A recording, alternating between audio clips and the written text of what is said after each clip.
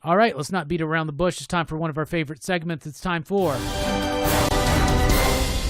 Image in the 90s.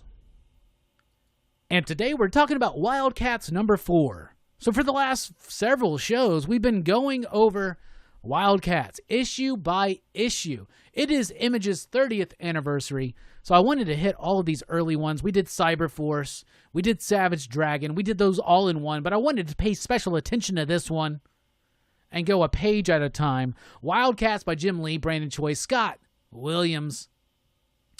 This is the conclusion of the miniseries. So we already talked about how the first 3 issues of WildCATs were meant to be a 3-issue miniseries. The third one was supposed to be the grand size finale. The book was late. It was plagued with lateness like most Image books of its time. And the third book was split into 2. And here we go. So when we last left this book, Hellspawn triumphant. Hellspawn, the leader of the Cabal, has successfully gotten the orb, has used it and fused it with his machine, and has opened a portal to his world, Daemon, where the Daemonite army is ready to come through the portal. And I always said this, and I still feel this, Hellspawn's design, it's ridiculously clunky, but there is something about it that works for me. And it works for me so well. So then you get a nice 2-page splash, Youngblood and WildCATs together, because in the last issue, Youngblood were working as bodyguards for Dan Quayle. Dan Quayle was possessed by a Daemonite who has led to this whole thing happening. They basically tell Hellspawn to calm down, and Dan Quayle even tries to be like, you're under arrest by my authority. Hellspawn don't give a shit. He's easily able to deflect their attacks and spins his own attack back and totally interrupting the group. And he just sits there and he's just talking some more about what's going to happen. His army is ready to come out. The artwork in this issue is a little weak compared to some of the previous issues.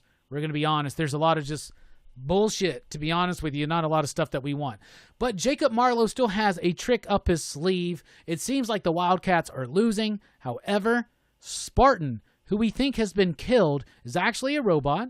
He's actually reactivated himself and has gone into the computer, and he has interrupted the interface of the machine and the orb, and it totally blows up in Hellspawn's face. He doesn't know what the hell's going on. And then Jacob Marlowe's like, now, and he sends Warblade after him. We get a really cool, this is one of the best character shots, I think, in this issue. He goes, starts trying to lay some damage down on Hellspawn. Really obnoxious orange coloring throughout yet again. However, the figure work here, the action, this is Jim Lee top spot. Notice, though, at this point, he's like not even giving a fuck to do any kind of semblance of a background on these pages, but that's not what that's about. Hellspawn realizes that his portal's now closing. He's like, what is up? He starts getting desperate, starts trying to go to town on the WildCATs, but the WildCATs are there, and they are ready to stop him. Some decent action poses here, but you lose a little bit of this excitement. Then Gnome shows up and interrupts everything. Gnome has actually been the dude who's responsible for all the shit. He's the one that called in IO. He's the one that did this. He's playing all the different sides. I guess he's a human. He's got the triad with him, and he's trying to gain this power for himself. He attacks Hellspawn, but the WildCATs then decide they're going to go after him. There's a big revelatory little bit right here, a little clunky on the storytelling. That's never been Jim Lee's strongest suit, in my opinion, but maybe looking at some more of his top-tier work would reimagine that. But basically what happens is that Gollum gets destroyed. He gets taken out by Jacob Marlowe, and he's like, I'm not a good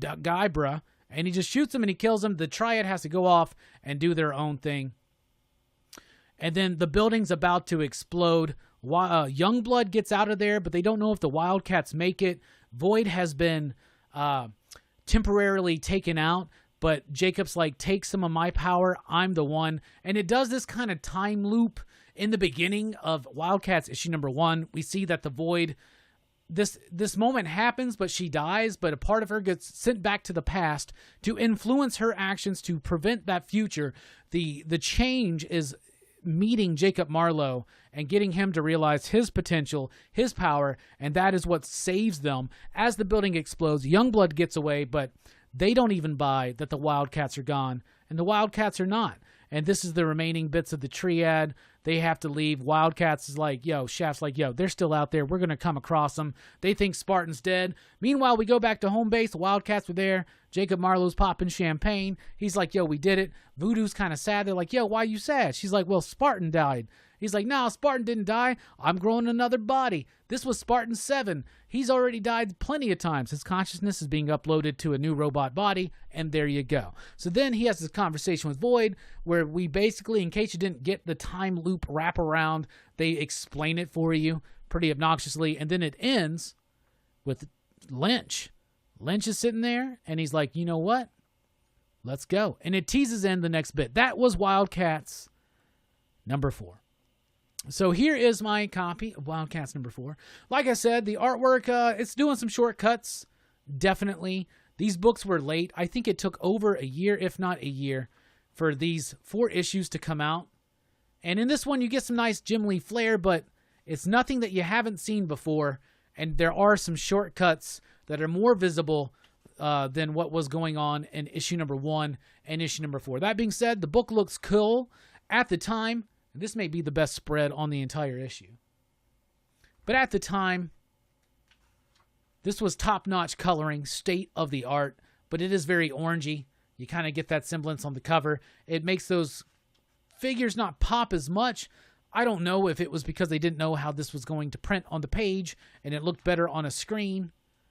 But overall, pretty cool. There is a bit at the beginning. Jim Lee has done a little editorial in each and every single one of these. Look, it's teasing Pitt showing up in Cyberforce. But Jim Lee was talking to Harry, and here he addresses the lateness of Wetworks. That was one of the most delayed image number 1s of that time. Very notorious as being as such. But you see just how it all kind of becomes a muddy of orange and brown. And the figures don't pop as much as they should. But some really gnarly work there on the Spartan corpse. But I did like it overall. I think this issue goes 3.0. I think overall the 4 issues, nostalgic-wise, goes like 4.0, but in reality, it's like a 3 to a 3.5. So I'm going to go right in between, and then there's this whole tease at the back that's a different book. I think it's Tribe, actually. Yeah, it is. I'm going to go overall Wildcats 1 through 4 by Jim Lee, Brandon Choi, and Scott Williams, and whoever the colorist is. Who is the colorist? Microphone is falling. Oh, Joe Chiodo. There you go. Joe Chiodo used to do these like girl pinup card sets and shit that I remember really, really liking. Overall, though, I'll give Wildcats a 3.69, dudes. Yeah, all right. And this has been your edition of Image in the 90s.